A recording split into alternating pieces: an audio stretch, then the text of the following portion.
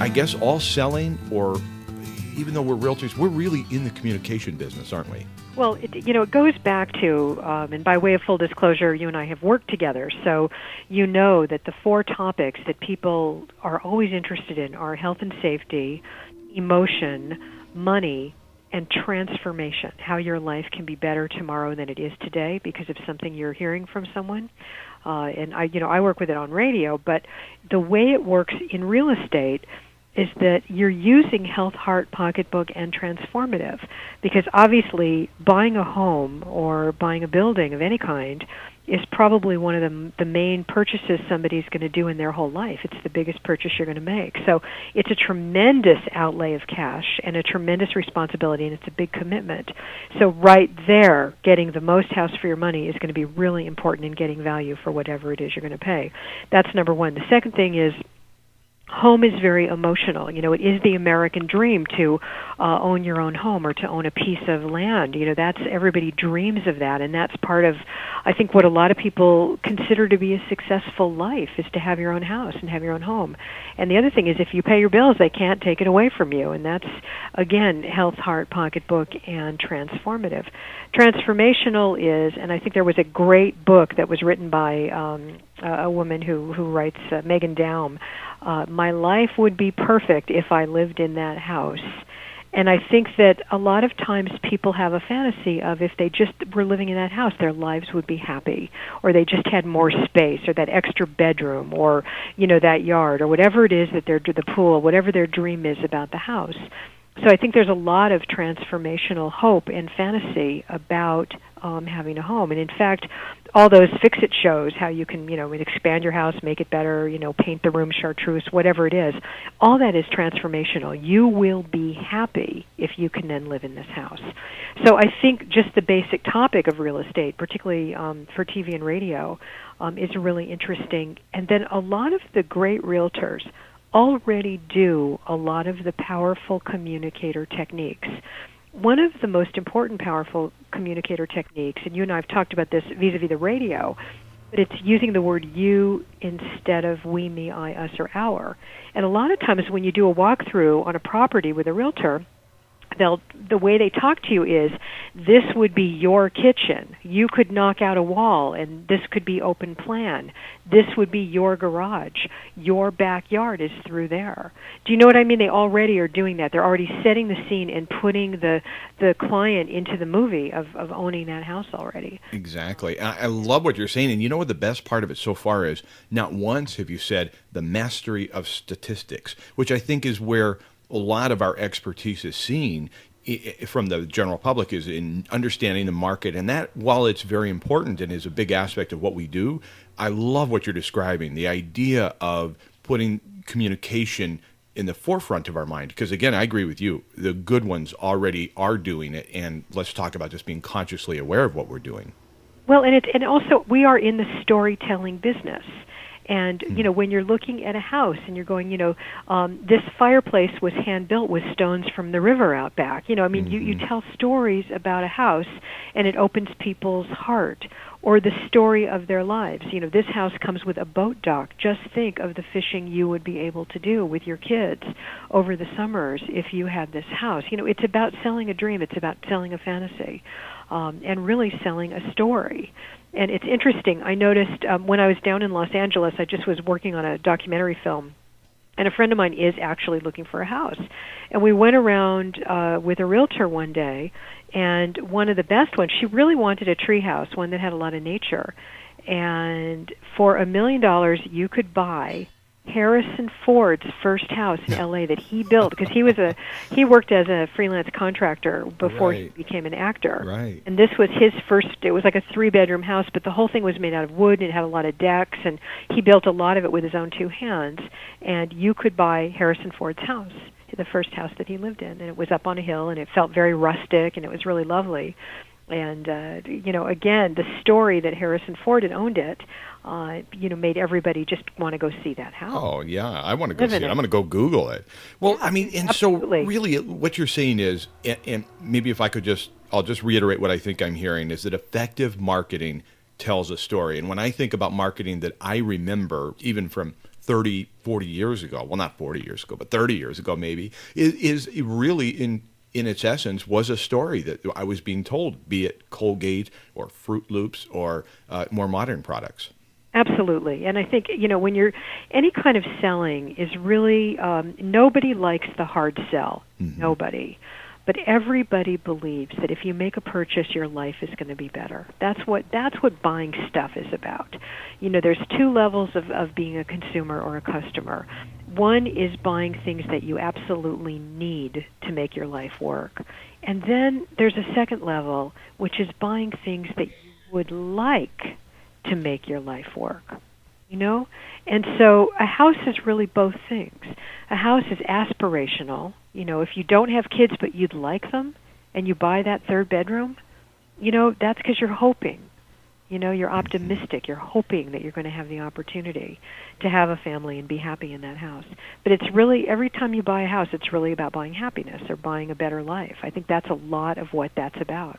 Talk to us about weaving this idea of storytelling into, say, even a written marketing, because so much of what we do is written, be it on the web or in still some of us use newspaper, newsprint. What about writing this story or telling the story of a home or putting you into the marketing in a written format? Okay. The most powerful word in the English language is the word you. And again, so many realtors instinctively know it. And by the way, there's so much more about this in the book. The book is called Beyond Powerful Radio, A Communicator's Guide to the Internet Age. But although it's specifically about radio, it's really about life and people and communication and storytelling. Exactly. There's a lot in there. Even if you don't do a radio show, you can get a lot out of it. And if anyone wants information about it, you can go to beyondpowerfulradio.com. And I do a lot of writing about this. Twitter is at @vgeller, Geller. So if anyone's on Twitter, you can follow there. Basically, the word you. And the great, powerful lines are, imagine yourself, or have you ever? Are you looking for? Mm-hmm. Do you need? And when you think about any commercial or any time anyone's trying to sell you something, it's all about transformational, do you want to lose weight? Do you want to grow hair? Do you want to, yes. Whatever. Do you want to, get out of debt? Whatever it is, yes. Use the word you. Mm-hmm. And the word you, if you can use you instead of what we have to sell, it's what you get. So instead of, Green Tree Realty offers, it becomes you can live in. Mm-hmm. You can have 3.5 acres. It's that different way of approaching it. Split it up into lots of different kinds of stories. The three principles that I train for communicators are tell the truth, make it matter, and never be boring. And the principles involve speaking visually. And so the first thing you want to do when you're telling a story is describe it. Are you tired of living cheek and jowl next to your neighbors? Are you tired of hearing the neighbors fight? Are you tired of hearing the neighbor's dog barking at all hours of day and night? Do you want a quieter place? Find a need that people might have and fill it. Do you need an extra bedroom? Are your kids all sharing rooms and you're growing out of your house? Do you need a larger space? Are you in a great big house and it's really expensive to heat it and cool it and you don't need this space anymore? Do you want to downsize and live someplace cozier? Find a need and start with what's in it for the person that's going to be the customer. Always think about the user. And in broadcasting, it's the listener, but in real estate, it is going to be your client, the person that's going to write that check. So it becomes, what are their needs? What do they need from you? And then how can you serve that need for that person? How can you help that human being have a better life because of a house or a building you're going to sell that person? Mm-hmm. And you think about it that way. And you can market the same house lots of ways. Right. So if somebody, if you're going to be, let's say, for example, if you're going to give a talk at a garden club, mm-hmm. and you know that you have some properties that actually have backyards that could really, house gardens, or that has a greenhouse on the property, that's a great selling point. But, if you have somebody who's got 5 kids, they might not care so much about the greenhouse. They're going to care about how many bedrooms it has. And if you have somebody who currently is living, near maybe in a more urban environment or living next to the neighbors, maybe they want someplace that's quieter and away from the neighbors. Maybe they want someplace that's really close to town. Maybe their car's broken down in the winter 4, 5, 6 times, and they've been stuck out there, and they're a little bit tired of that, and they'd like to live just closer into shopping and where they can get to services. And that might be something, that their need is. So one thing that a lot of salespeople do is anticipate all of the possible needs and then market it different ways. So you can actually market the same house different ways. And to different audiences. I love that. Exactly. I love it. And you can tell your own story, because when I advise, you should work with somebody you know, like, and trust as it pertains to being your real estate expert. You noted it in the beginning of this conversation. This is one of the most the most expensive, or the biggest investment you'll make in your life. Be sure you really know the person you're working with when you, especially you get into the trenches. You can take those same principles you outlined and apply them to yourself on maybe your about page, or when you market you to that garden club. And so you tell the truth, make it matter, and never be boring. I love unboring marketing. I love interesting marketing. Don't you? Absolutely. The other part of it is, don't be afraid to do authentic self-revelation. If somebody is, going through a divorce and they're splitting their stuff and they need to purchase a new home and sell their current home, and you've been divorced, don't be afraid to take off a glove and say to that human being, I've been through this, I really get it, and I'll help you any way I can because I get it.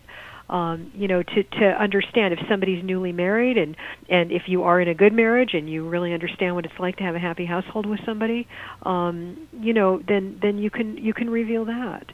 Use your life and use your experiences, because like you're saying, it's a real relationship. Mm-hmm. Now, one thing I hear this from divorce attorneys and I hear this from realtors, that the person is your best friend and they talk to you 10 times a day. Yeah. Either when they're going through the divorce, you're talking to your divorce attorney 10 times a day, or if you're looking for a house, you're talking to your realtor 10 times a day, and you're emailing and texting, and you're constantly, connected with that person.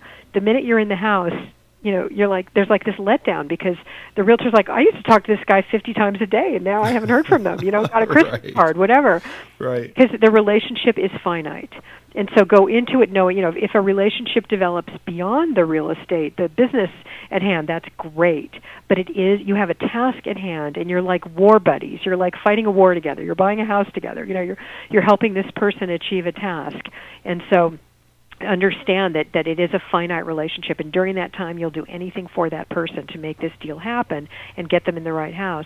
But when it ends, it ends. And understanding these principles that you're talking about in the power of communication and creating powerful, radio is your book, and getting that book as a realtor, I use it cross-applicably to what I do here on this podcast and my 2 radio programs and in sales in general. I'll tell you, creating the deeper level of communication does create a longer lasting relationship that then will lead to referral business, which is, yes. Man, isn't that what we're all looking for? Absolutely. And referral is the best way. I mean, word of mouth is the best form of marketing. They always say, certainly in broadcasting, and it's true for real estate as well, product permanence promotion. You do something really well. You give good service. You work hard. You do it consistently over time, so that you're stable. You're not a fly-by-night. And finally, you let people know what you're doing. Yeah, I love it. That's really the success formula for any business. Yeah, exactly.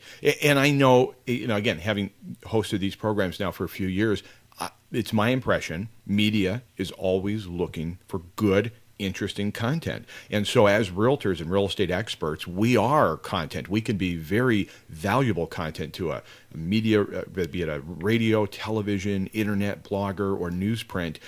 How would you suggest preparing then, just to, because, we may not see ourselves as communicators or broadcasters in that way. What would you suggest to prepare for that next interview and be ready for? Find the story. Always be a storyteller. And in fact, in the book, we talk about Ken Adams' story spine. He's a guy who works with children's improv theater, and he developed a method called story spine. And any topic or subject, you can actually story spine it. So it starts with once upon a time, and then one day, and then, and then, and then, until finally, and the moral of the story is. And you can pretty much do that with any piece of property. Find out the story. Who owned it before this? What's the history of the land? What's the story of the property? What are stories around the property? find stories and be a storyteller. Once you're a storyteller, you're in. Because the whole world is made up of story junkies, and you can never tell too many stories. And you will get invited back. I guarantee it. You tell a good story, you'll get invited back. Exactly. And then the next thing is to have a sense of humor. Humor is gold. It's certainly, if you can make somebody laugh, buying a house is a pretty stressful situation. Yes. So Yes. if you can have humor, that will diffuse a lot of tension. And one of the things that happens with people when they laugh is that their brains fill with endorphins and they feel great. And so if you can just relax and try to have a sense of humor, that's also very good. And then do a lot of listening. All sales is really about listening and really trying to find out what does that person need and how can you fill the need. And then, of course, it's being willing to compromise. And that's the last part. There is no perfect house. There is no perfect man. There is no perfect woman. There is no perfect child. There is no perfect dog. There is no perfect car. There's no perfect anything. So it becomes, what's your list, and then what are you willing to compromise, and really understanding that with people. And your website again, Valerie, because I really would encourage you to go and get the book, read the information on Valerie's website. And so, again, that website is? Thanks, Chris. The website to find out more about the book is beyondpowerfulradio.com. My website is Geller, Geller, media.com, and I am on Twitter. It's @vgeller. And I will definitely put a link on this website as well, so people can just jump right to it. And what I would say too, I guess, in summary, and see if you agree with me, that being yourself is important, and it's not as easy as you'd think when you get into these media situations. I've seen you, Valerie, now in person in Anchorage. I've spoken with you over the phone many times and watched you on different videos and YouTubes and podcasts. You are you. You are just you. And the temptation, though, is to be something that we think the media is looking for. No, don't be an actor playing the part of a real estate salesperson. Be who you are. Most people get into real estate because A, they need the job, but B, they really like selling houses. And so if you really like houses and you understand what real estate is and what it means to people, and if you have a passion for it, and if your passion, when somebody puts a key in the door of a house and goes, this is great, when they say, wow, and you feel happy, and when they sign that contract and they buy that house and you go, wow, and you feel happy, that's it. And so, again, to be your own self. Shakespeare always said, to thine own self be true, and it's absolutely the best way to be. You can't really be anything other than who you are. And the authentic self is very powerful. And part of powerful communication, tell the truth, make it matter, never be boring, means be who you are. Communication expert Valerie Geller. Thank you, Valerie. Thank you, Chris. Where we live, we got clear blue skies where we live. We got tall old trees where we live. We're the only ones who live there where we live. So we do mostly as we please. Where we live, we don't have too many laws. Where we live, the forest is our yard. Where we live, it's so quiet too.